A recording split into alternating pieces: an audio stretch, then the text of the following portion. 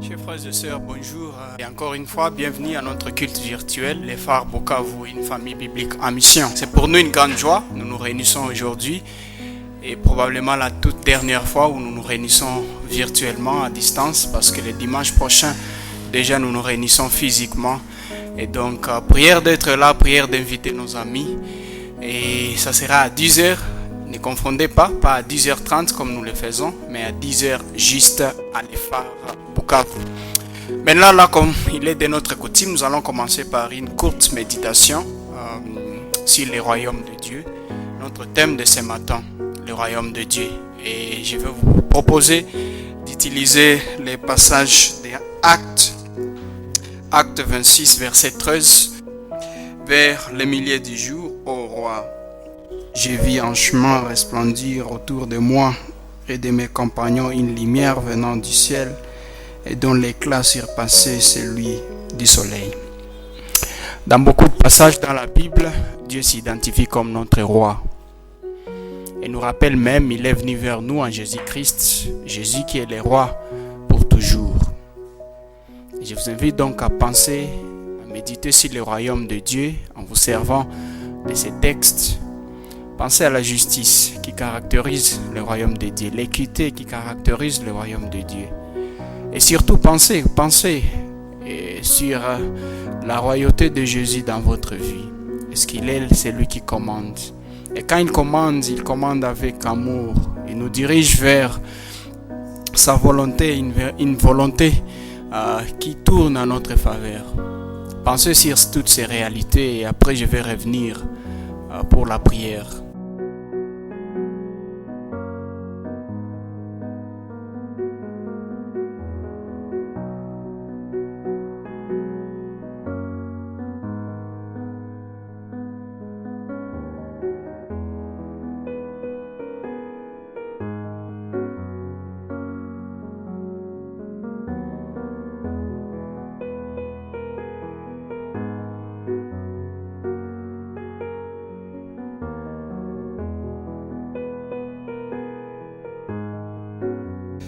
Vers le milieu du jour, ô roi, je vis un chemin resplendir autour de moi et de mes compagnons une lumière venant du ciel et dont l'éclat surpassait celui du soleil. Prions. Père, tu es bon, tu es grand. Nous te rendons grâce, Père, de ce que tu as connu, tu connais, Père, que notre propre royauté nous dirige vers la perdition. Et nous l'observons même dans le monde, partout, nous voulons régner en tant qu'hommes. Sans toi, c'est le chaos qui règne. Et c'est pourquoi, Père, nous te rendons grâce de ce que tu as envoyé ton Fils afin qu'il puisse régner dans nos vies et nous régner en toute priorité d'amour et pour notre avantage. Merci, Père, de ta royauté. Nous demandons donc, Père, que tu puisses intervenir puissamment afin que ton royaume resplendisse, Père, dans ces pays particulièrement et dans le monde en général. Nous te demandons, Père, que nos vies soient caractérisées par cette royauté de Jésus, qu'il soit celui qui règne. Nous te rendons donc grâce, Père, que ce soit un roi qui a donné sa vie pour nous, et donc un roi qui va régner par amour, et qui va nous aider, Père, à surmonter toutes les tentations liées, Père, à la royauté humaine, qui est une rébellion contre ta royauté. Merci, Père, de ce que tu vas faire en sorte que nous, à les Phares Bukavu, nous soyons une famille qui est caractérisée par ton royaume. C'est-à-dire une famille où toi, Jésus, tu règnes. Ta volonté est faite et ton royaume, Père, est visible par tous ceux qui sont du dehors. Nous demandons ces choses au nom et pour la gloire de Jésus. Amen. Voilà, je vais vous inviter à prier avec moi. C'est un texte qui est tiré de 1 Chronique, chapitre 29, du 10e au 13e verset. Béni sois-tu d'éternité en éternité, éternel Dieu de notre Père Israël. À toi, Éternel, la grandeur, la force et la magnificence, l'éternité et la gloire, car tout ce qui est au ciel et sur la terre t'appartient. À toi, Éternel, les règnes, car tu t'élèves souverainement au-dessus de tout. C'est de toi que viennent la richesse et la gloire. C'est toi qui domines sur tout. C'est dans ta main que sont la force et la puissance. Et c'est ta main qui a le pouvoir d'agrandir et d'affermir toutes choses. Maintenant, ô notre Dieu, nous te louons et nous célébrons ton nom glorieux. Amen. Je vous prie de chanter avec la chorale et après avoir chanté, nous allons poursuivre avec nos annonces et après notre culte, la prédication pour aujourd'hui. Merci encore une fois et bienvenue à l'Effar.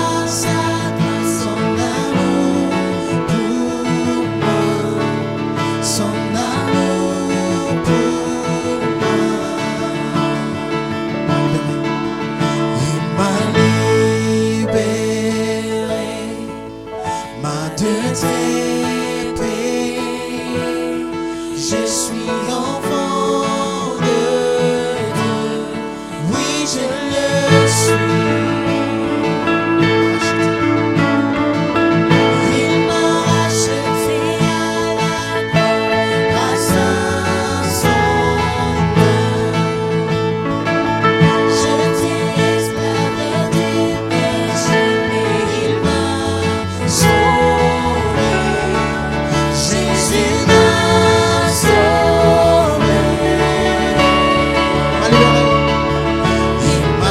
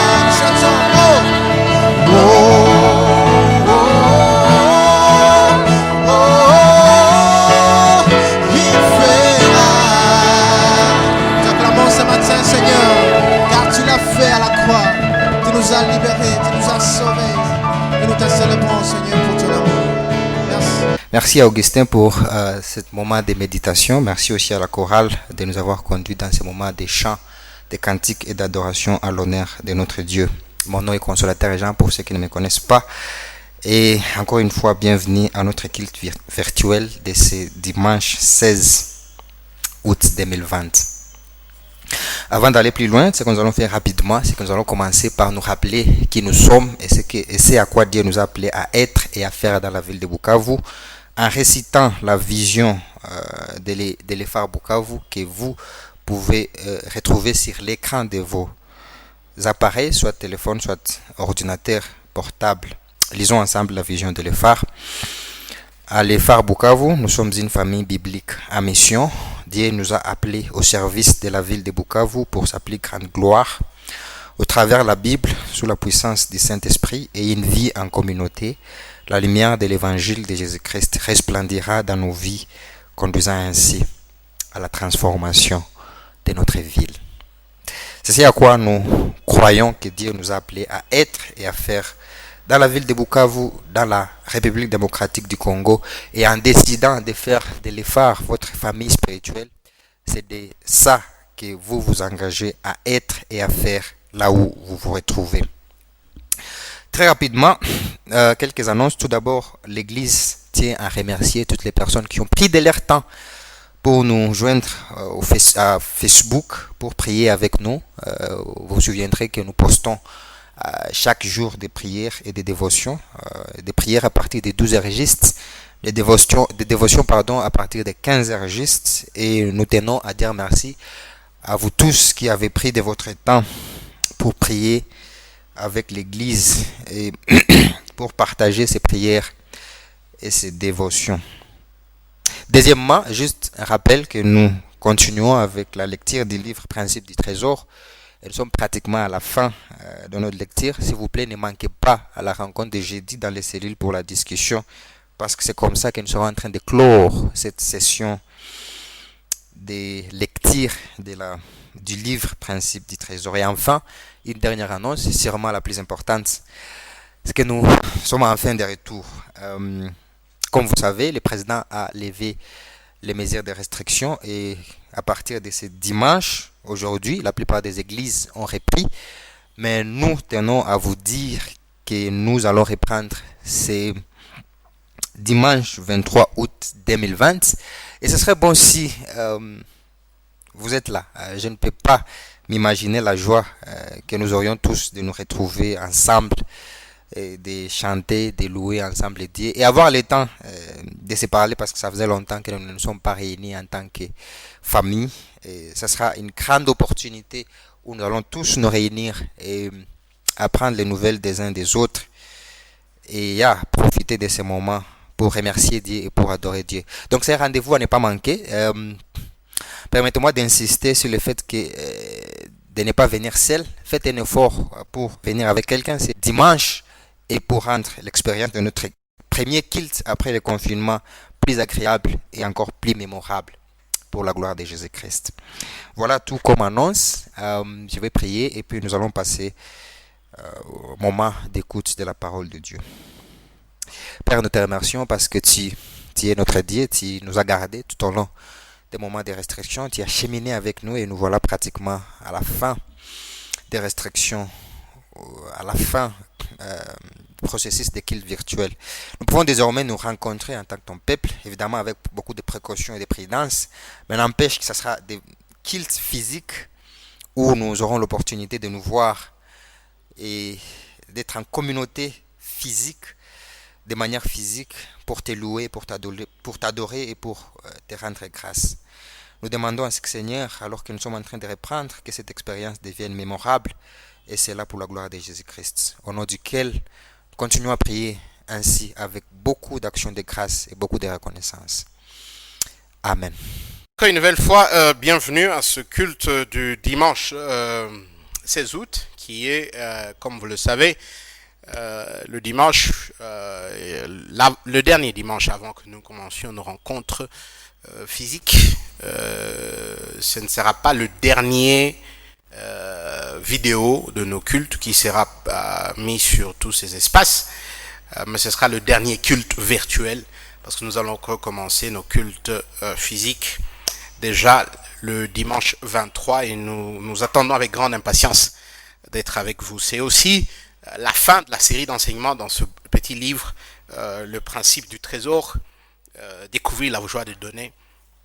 Et donc nous sommes à notre dernier enseignement. J'espère que c'était une bénédiction pour vous, comme ce l'était pour moi. Je vais donc lire notre passage de ce matin avant de prier et de continuer pour le reste du programme. Lisons. Nous sommes dans Matthieu chapitre 5. Matthieu chapitre 5, je vais lire à partir du verset 13. Matthieu chapitre 5, verset 13 à 16. Matthieu 5, 13 à 16.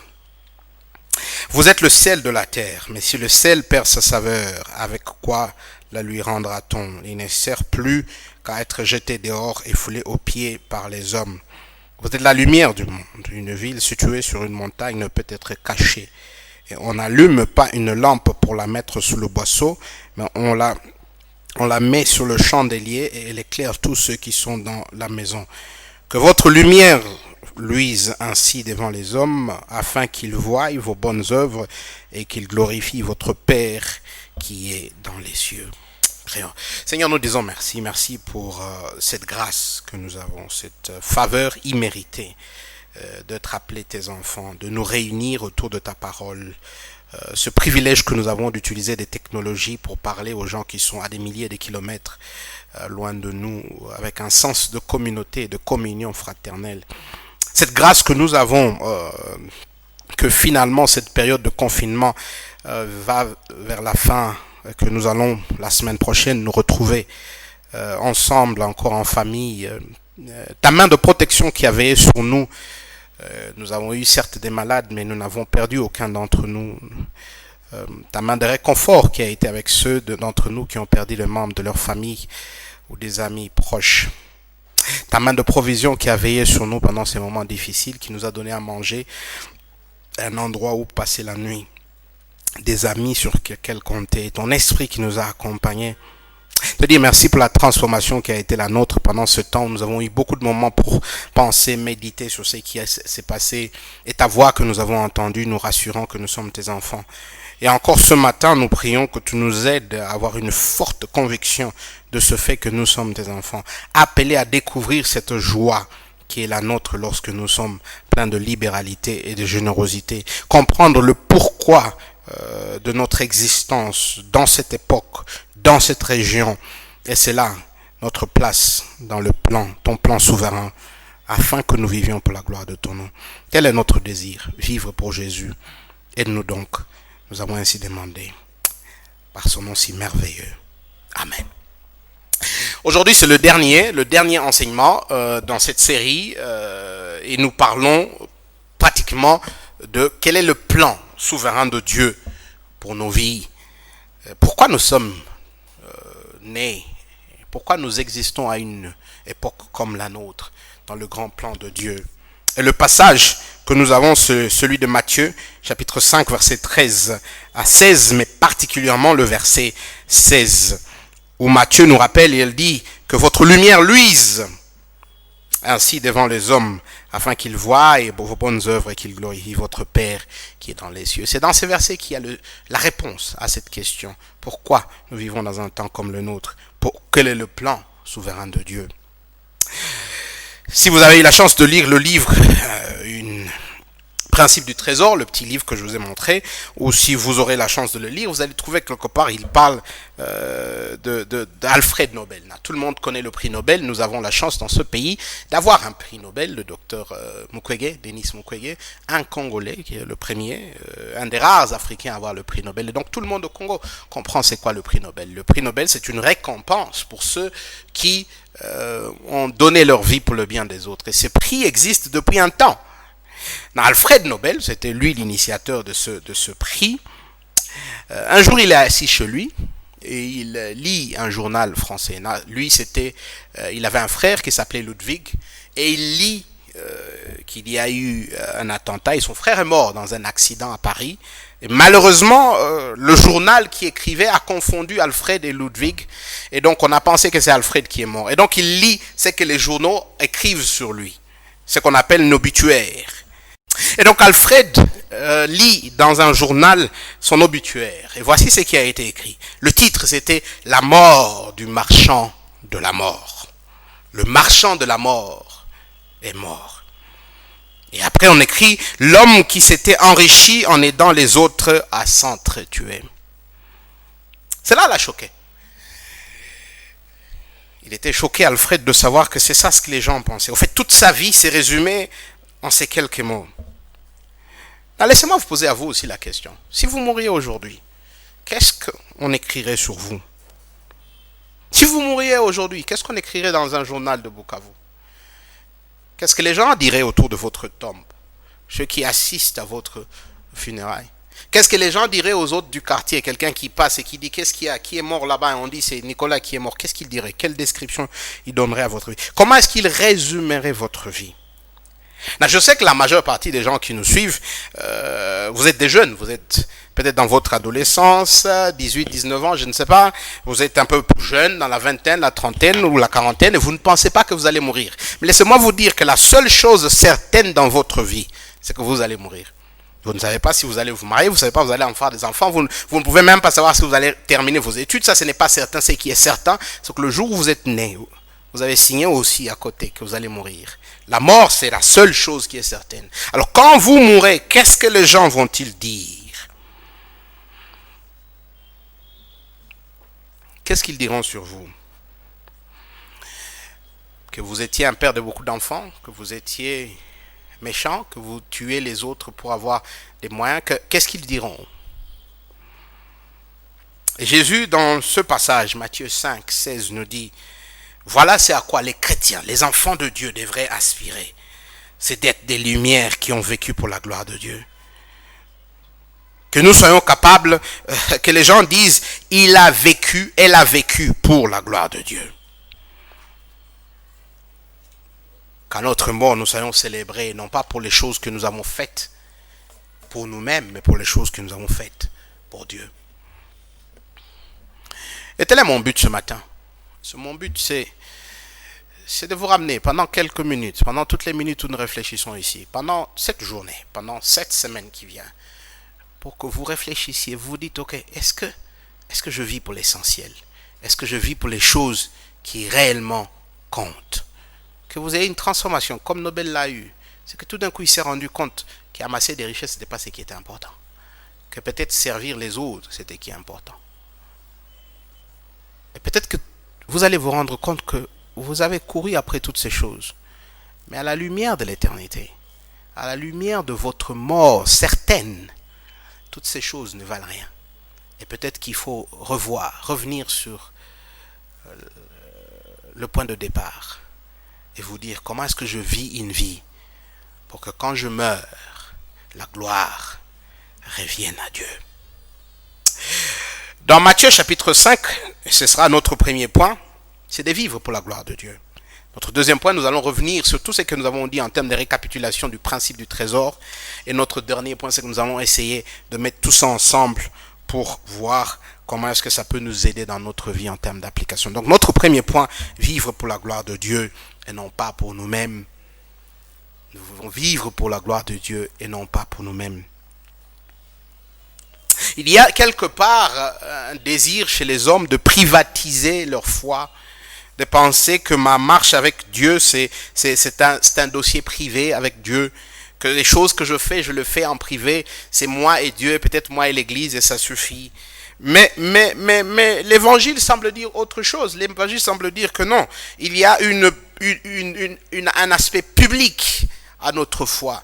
Il y a un aspect public à notre croyance. Il y a un aspect où les gens doivent voir et donner la gloire à Dieu. C'est ça ce que le verset 16 dit.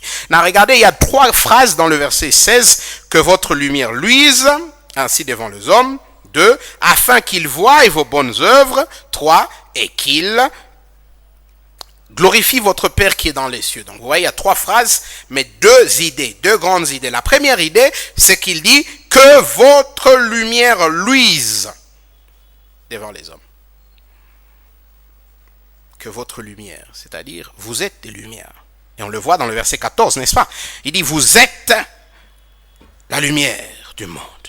Verset 13, vous êtes le sel de la terre. C'est le premier concept, la première idée. C'est que les chrétiens ne sont pas seulement des pécheurs sauvés, ce sont des gens transformés. Ils ont une nouvelle nature. Comme le sel, ils ont une nouvelle nature, vous êtes le sel de la terre. Verset 14, vous êtes la lumière. Ça nous ramène au cœur de l'évangile. Si vous venez avec moi dans le livre de Jean, on va parcourir quelques versets. Donc j'aimerais que vous ouvriez vos Bibles dans le livre, l'évangile de Jean. On va parcourir quelques versets qui nous ramènent sur le message de l'évangile. Je vais d'abord lire les quelques versets, puis je vais revenir sur ces principes. Jean chapitre 1. Jean chapitre 1, je vais commencer au verset 1 jusqu'au verset 11. Jean chapitre 1.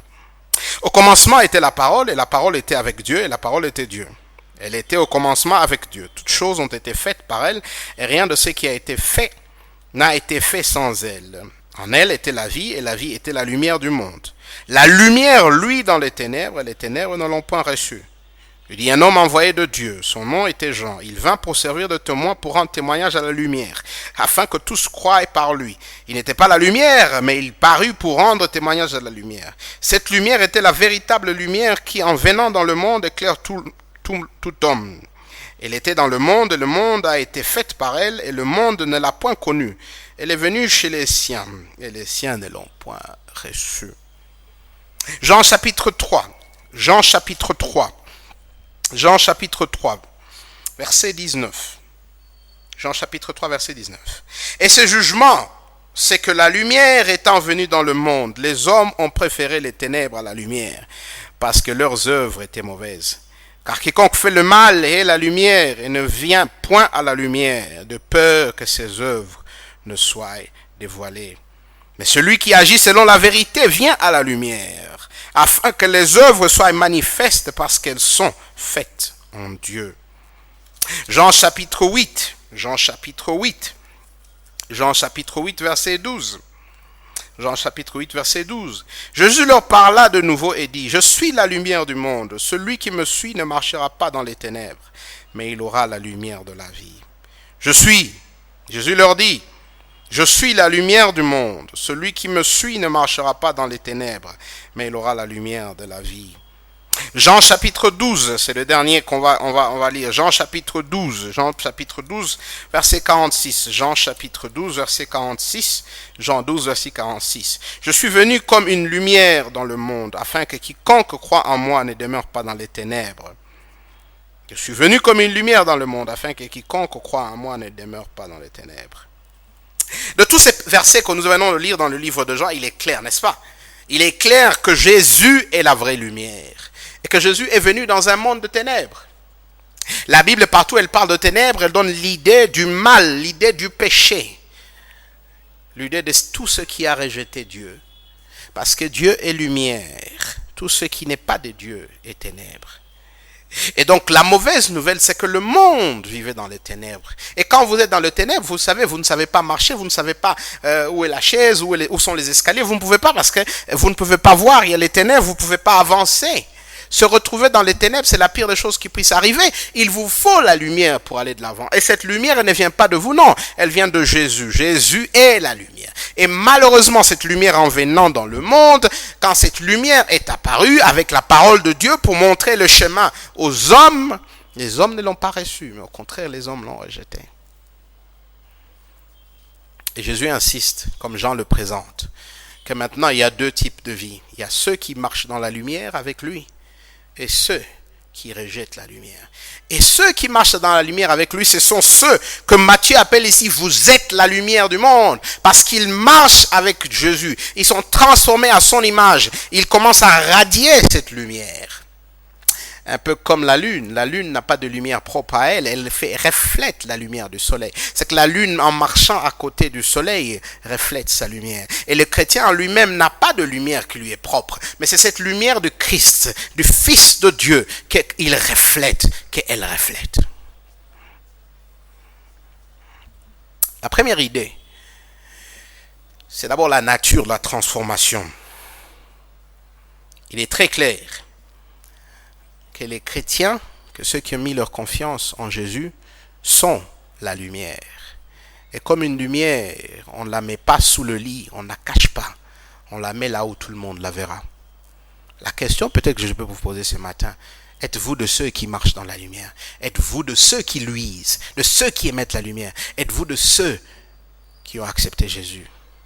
Ou êtes-vous de ceux qui sont encore dans les ténèbres, dans le monde de rejet de Dieu, dans le monde du péché? Mais au moins, Matthieu est très clair ici. C'est que les enfants de Dieu, ceux rachetés par le sang de Christ, ceux qui ont mis leur confiance en ce que Jésus a fait sur la croix pour eux, ce sont des lumières. Ce sont des gens qui ont de lumière à lui. Ce qui nous amène à la deuxième idée, c'est que non seulement il dit que votre lumière luise, c'est-à-dire vous avez la lumière et cette lumière est appelée à luire, mais elle est appelée à briller, pas pour vous, pas pour que les gens vous vantent, non, pour que les gens glorifient Dieu. La foi, ce n'est pas une foi qu'on cache dans sa chambre. La nature de la foi chrétienne, la nature du salut, c'est pour le monde. C'est le monde. Le monde doit voir, elle doit être manifestée au monde. La gloire de Dieu doit résulter aux yeux des hommes de la vie du chrétien. Je crois que déjà il nous le dit. Verset 15, il dit, on allume Matthieu 5, 15, on n'allume pas une lampe pour la mettre sous le boisseau. On ne met pas sur le chandelier, on la met sur le chandelier. Elle éclaire tous ceux qui sont dans la maison. On ne prend pas une ampoule et on met dans un coin et on cache l'ampoule. Non. On allume pour qu'il y ait de la lumière, pour que les gens voient. Et donc il y a un sens où les chrétiens sont sauvés pour montrer au monde ce que Dieu est capable de faire. 1 Pierre 2, 9, il dit... nous sommes appelés à proclamer les vertus de Dieu. On ne peut pas privatiser la foi chrétienne. Non. Ce que nous faisons, c'est pour la gloire de Dieu. C'est pour que les païens, les hommes, même ceux qui ne croient pas, disent « Oh, que ce Dieu est merveilleux, que ce Dieu est bon. » Et donc moi et toi, quand nous sommes sauvés pour proclamer la gloire de Dieu. Nous sommes sauvés non pas pour vivre pour nous-mêmes.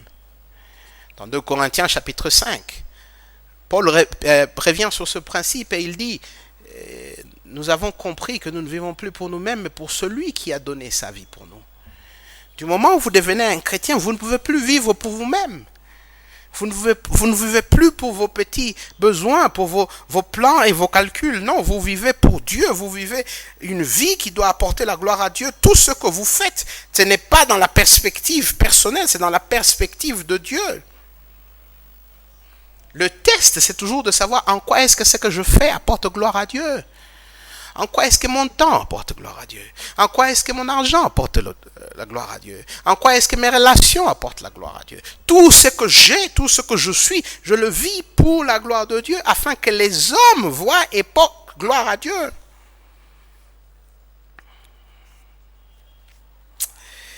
Beaucoup de chrétiens pensent qu'ils doivent vivre seulement pour aller au ciel. C'est vrai, nous irons au ciel. C'est vrai, nous gardons le ciel en tête. Mais la vérité est aussi simple que nous vivons présentement pour que les hommes voient Dieu en nous. Et aussi, c'est possible que nous pouvons vivre d'une façon où les hommes ne voient pas Dieu en nous. Alors, de quelle façon vous vivez? Est-ce que vous faites briller votre lumière? Est-ce que vous faites briller votre lumière afin que les hommes voient et glorifient Dieu?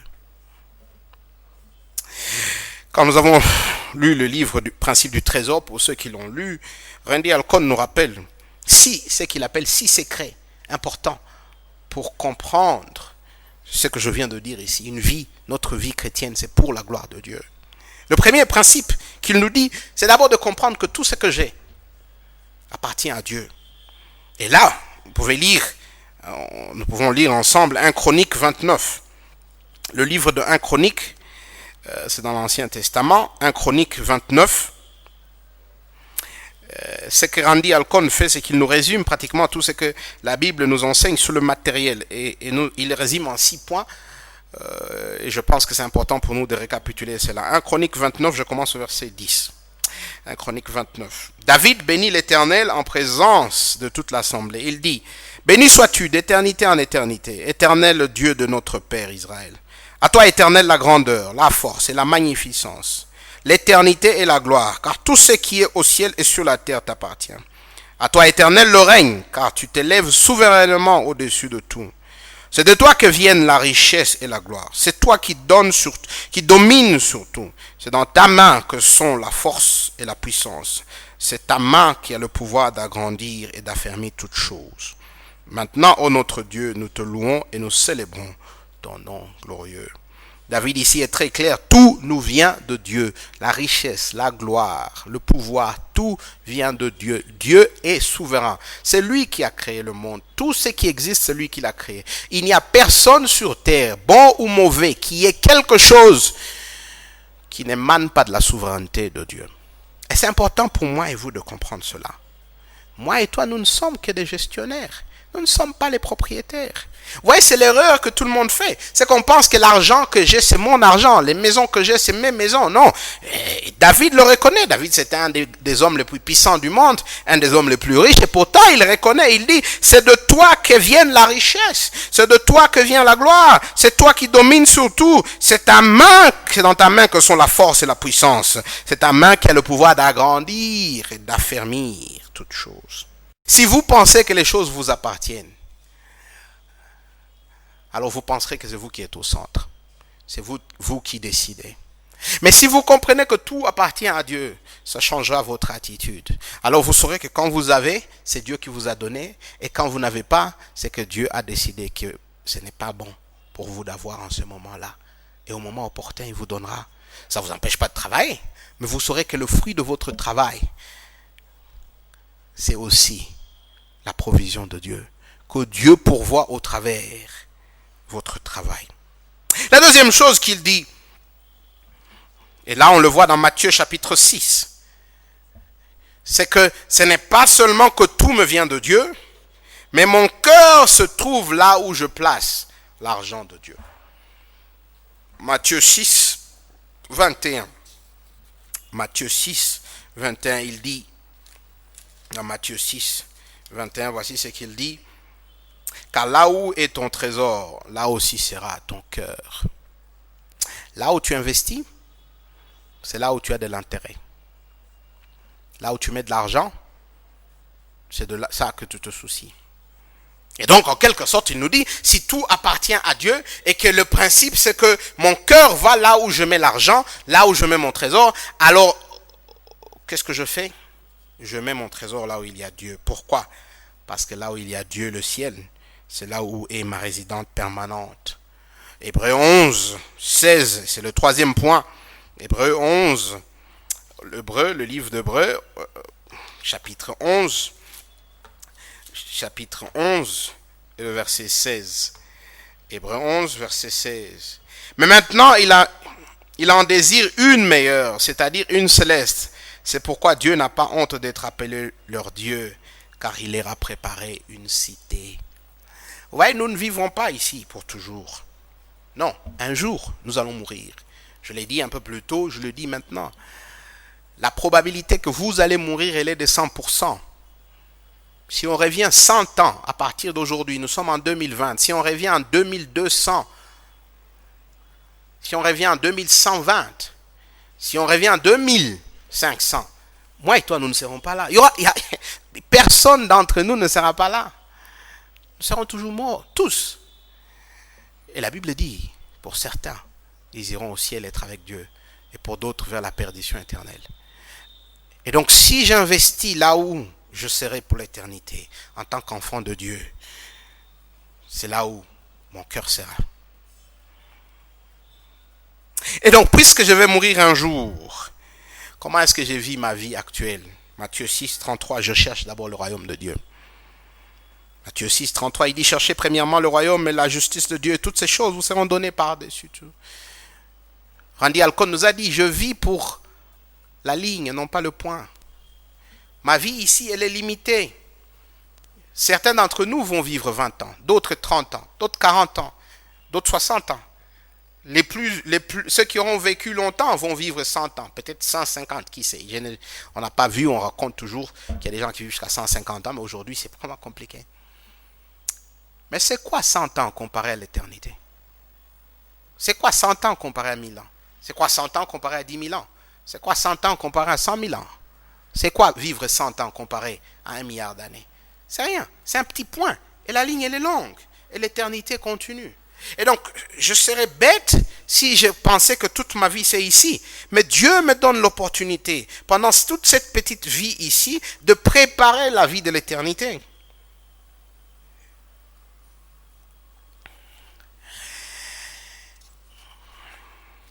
Et cette vie, je dois décider si je la vis pour Dieu ou pour l'argent. Matthieu 6, verset 24, voici ce qu'il dit. Nul ne peut servir deux maîtres, car ou il haïra l'un et aimera l'autre, ou il s'attachera à l'un et méprisera l'autre. Vous ne pouvez pas servir Dieu et Mammon. Vous ne pouvez pas servir Dieu et l'argent.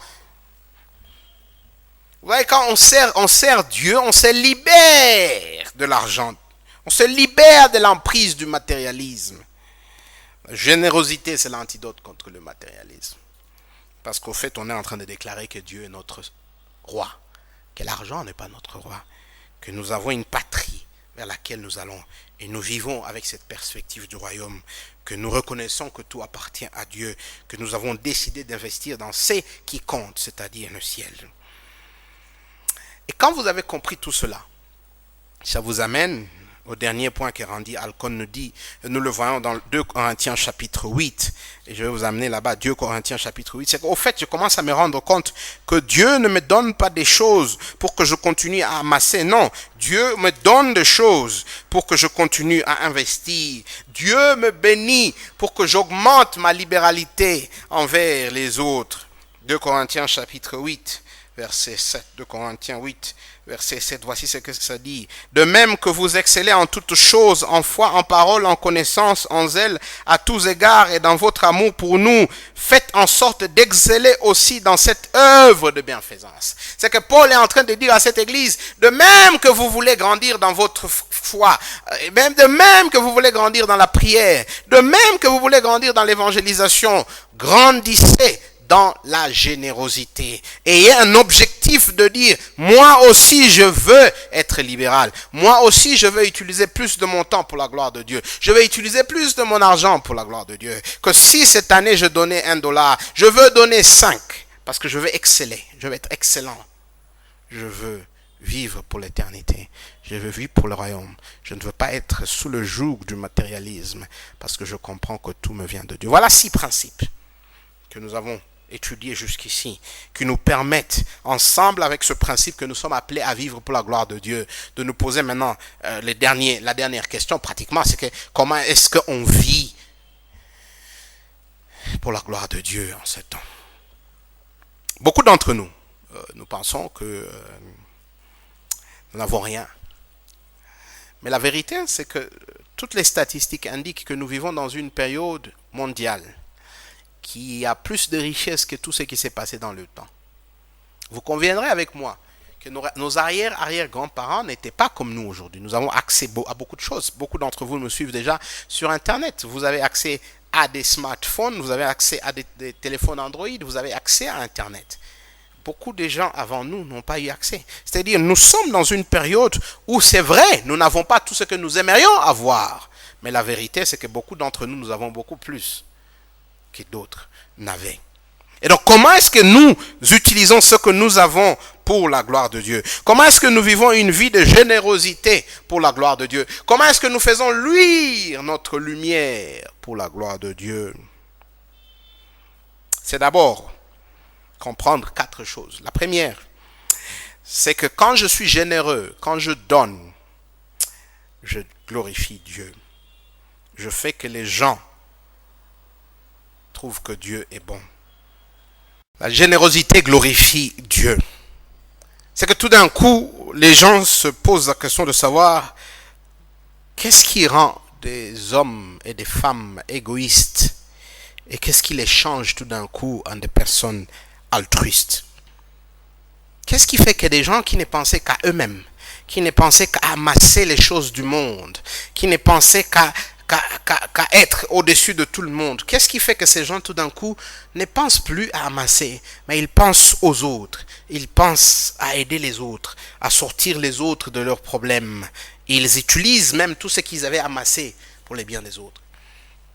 Je Je me souviens encore de l'histoire de Zachée dans le livre de Luc. Zachée, c'était un homme qui toute sa vie a amassé des richesses. Et quand il rencontre Jésus, qu'est-ce que Zachée dit?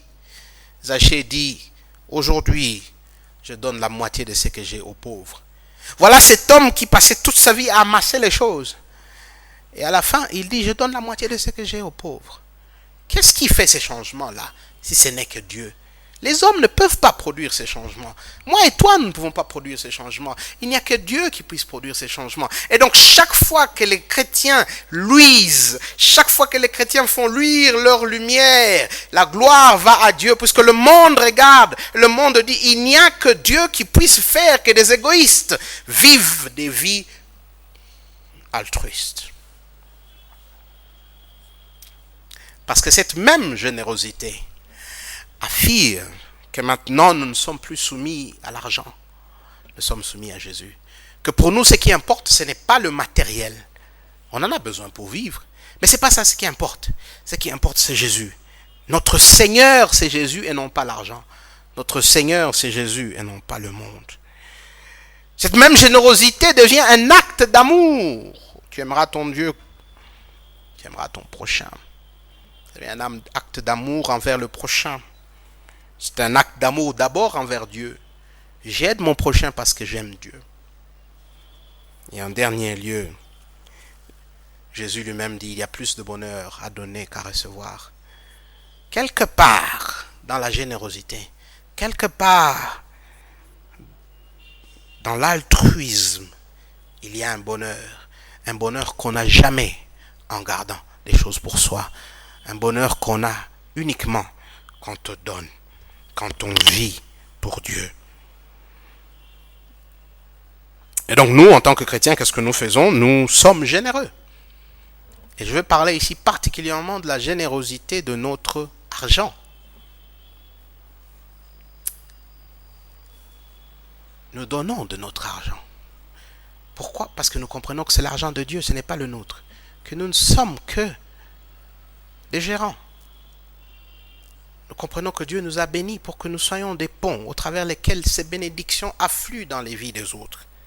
Et donc en plus de 10%, on en a parlé la semaine passée, en plus de ce qu'on appelle la dîme, le chrétien est en train de chercher des opportunités pour être une bénédiction pour les autres.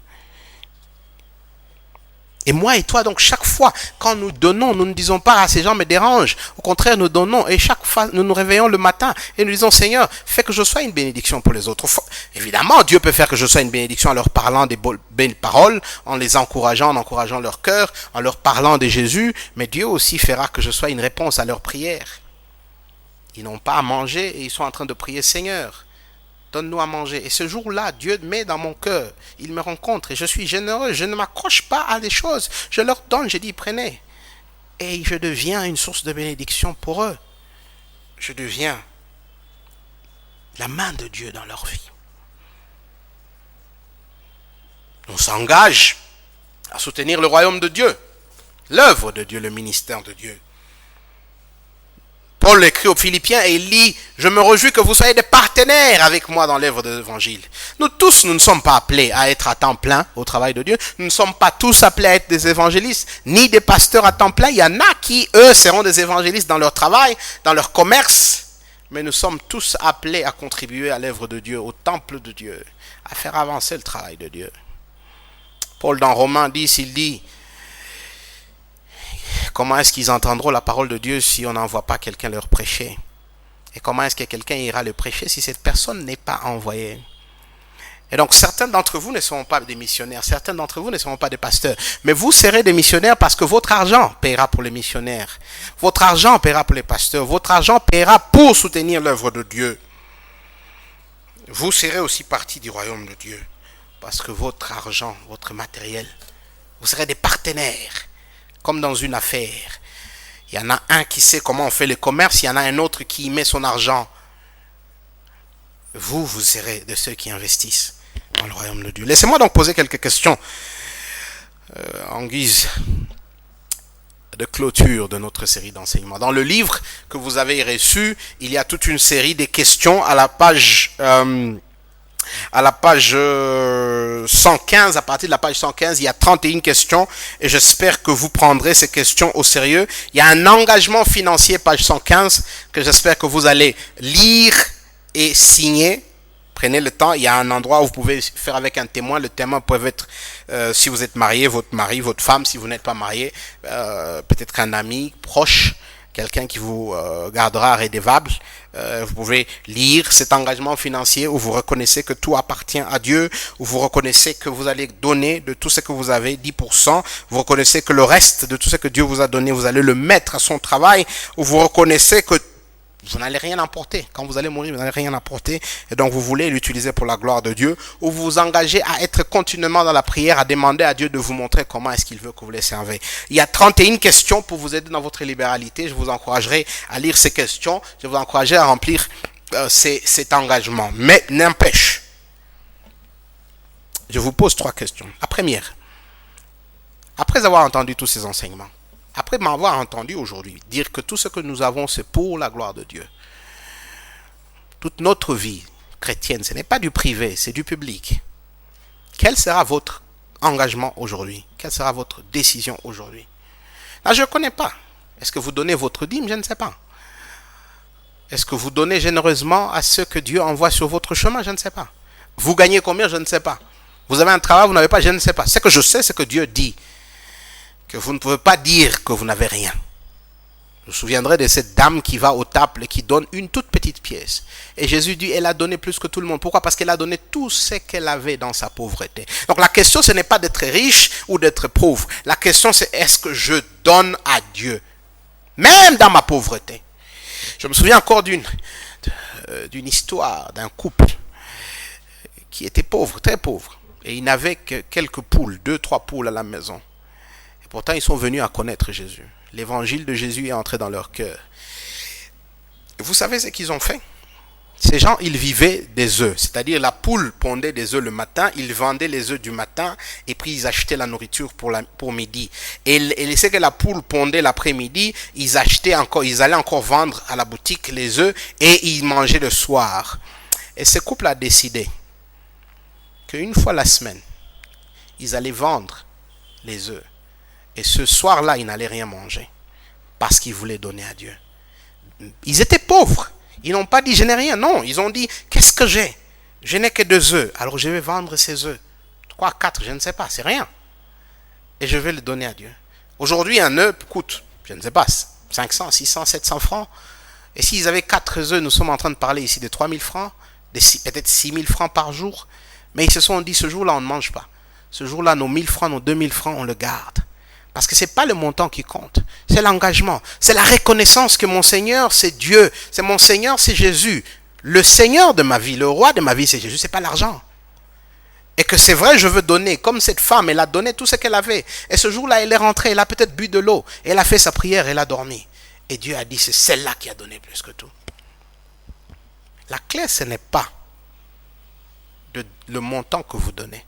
La clé, c'est est-ce que vous donnez avec sacrifice. Et donc, quel sera votre engagement aujourd'hui pour glorifier Dieu? Quel sera votre engagement? Combien allez-vous donner? Combien allez-vous donner avec sacrifice? Alors moi, je ne veux pas savoir, parce que c'est entre vous et Dieu. Mais ce que je sais, c'est que la joie que Dieu donnera sera une joie que tout le monde saura. Sera une joie publique que vous-même, vous n'accepterez pas que quelqu'un prenne loin de vous. En plus de l'argent que vous donnez comme dîme, à qui, pour qui allez-vous devenir une bénédiction aujourd'hui et cette semaine?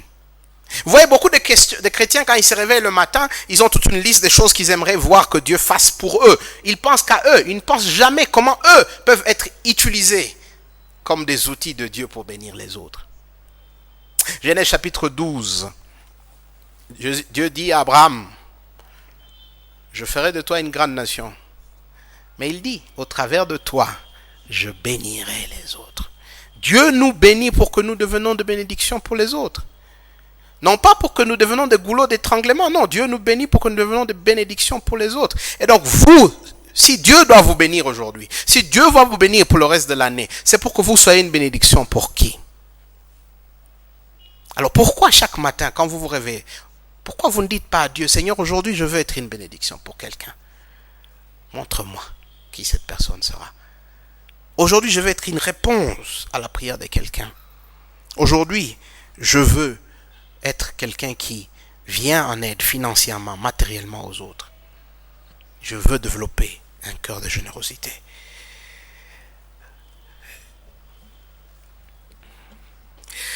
Quand vous mourrez, vous savez que vous n'allez rien emporter. Tout, vous allez rester ici, laisser ici. Et si Dieu vous appelait ce soir, et si Dieu vous appelait demain, tout ce que vous avez comme habit va rester. Tout ce que vous avez comme soulier va rester. Tout ce que vous avez comme petit gadget électronique va rester. Et qu'est-ce qui sera dit? Est-ce qu'on dira que sa lumière à lui devant les hommes pour la gloire de Dieu? Est-ce qu'on dira que tout ce qu'il avait, c'était pour Dieu et pour le bien des hommes? Ou est-ce qu'on dira qu'il s'est accroché aux choses de ce monde et voilà, il est mort et il n'a rien emporté? Il y a une histoire très malheureuse que Jésus nous raconte dans l'évangile. C'est une histoire pour nous avertir. C'est une histoire que le texte dit du riche, stupide ou fou. Un monsieur avait ses terres. Il a planté ses champs. Et Dieu l'a béni. Il a eu une récolte qu'il n'avait jamais eue. Et au lieu de te tourner vers Dieu et dire, Seigneur, tu me bénis comme tu ne l'as jamais fait. Comment est-ce que j'utilise ce que tu m'as donné pour servir les autres? Non, non, non, non. Il dit, mon âme, prends plaisir et repose-toi. Parce que tu as beaucoup de choses. Il regarde toutes ses réserves et il s'est dit, voilà, des années, je ne veux pas travailler, je vais seulement manger et me réjouir. Et Jésus dit, fou, stupide que tu es, ce soir même, ton âme te sera réclamée. Et toutes ces choses que tu as amassées, tous ces comptes en banque, toutes ces, je ne sais pas, maisons, voitures, tout ce que tu as, serviront à quoi? J'espère que ça vous donnera des choses à penser. Et j'espère que ça vous poussera à vous engager à vivre pour Dieu. À faire un engagement financier où vous dites, tout ce que j'ai, je le donne à Dieu. Tout ce que j'ai lui appartient. Prions. Seigneur, nous venons vers toi ce matin pour dire que d'abord, ce n'est pas une question d'argent. C'est une question de cœur. Que ce n'est pas une question d'argent. C'est une question de savoir, nous allons vivre pour quoi et pour qui. Si nous vivons pour nous-mêmes, alors nous allons amasser des choses dans ce monde. Mais ta parole est claire, tu nous as déjà avertis. C'est une perte. Parce qu'à la fin, tout ce que nous avons investi ici finira par être perdu. Mais tout ce que nous allons amasser pour toi, tout ce que nous allons faire pour toi et pour ton royaume. Alors je prie pour tous ceux qui me suivent. Je prie, Seigneur, que tu les aides à ne pas se laisser distraire. C'est vrai, oui, dans notre culture, dans notre monde, on nous raconte que ce que nous avons dans ce monde, c'est ce qui compte. Mais nous savons mieux que tout le monde que ce monde est passager, qu'à la fin nous allons tous mourir et nous allons tous laisser. Tout ça, nous allons le laisser ici. Alors aide-nous chaque jour à nous souvenir que c'est seulement ce que nous investissons dans ton royaume. C'est seulement tout ce que nous cherchons dans ton royaume et pour toi qui va durer. Et puisque tu as fait de nous tes enfants, nous qui avons cru en Jésus, permets que notre vision soit la vision céleste. Que notre détermination soit celle de t'honorer et de vivre pour ta gloire. Que tout ce que nous avons, argent, talent, influence, soit utilisé pour les choses essentielles, c'est-à-dire ton royaume. Que cela soit le filtre de tout ce que nous faisons. Et que tout ce qui n'est pas fait pour ton royaume, nous arrêtions de nous le faire. Parce que c'est une perte de temps. Je prie, Seigneur, pour que tous ceux qui nous suivent soient imbus d'un esprit de générosité. Qu'ils donnent avec générosité. Je prie, Seigneur, que ton esprit leur procure une joie qui dépasse toute forme de joie. Que pendant qu'ils donnent avec un grand sacrifice, pendant qu'ils se privent pour soutenir ton œuvre et devenir une bénédiction pour beaucoup qui sont dans le besoin, toi, tu les remplisses de la joie que seul toi tu peux donner. Au nom de Jésus, notre Seigneur et Sauveur, nous avons ainsi demandé. Amen. Encore une nouvelle fois, merci chers amis, c'était un plaisir de vous avoir. Merci d'avoir été avec nous pendant toutes ces semaines où nous avons eu des cultes virtuels. Merci d'avoir participé à ces cultes virtuels sur Facebook, aux radios, toute forme de médias que vous utilisez. Merci d'avoir été dans vos cellules. J'ai hâte de revoir beaucoup d'entre vous le dimanche prochain. En attendant, j'ai pris les bénédictions de Dieu sur vous et je vous supplie de ne pas vivre comme si ce monde était tout ce qu'il y avait, de continuer à faire confiance en Jésus, même si vous serez seul, même si vous serez incompris. Portez-vous bien et que Dieu vous bénisse.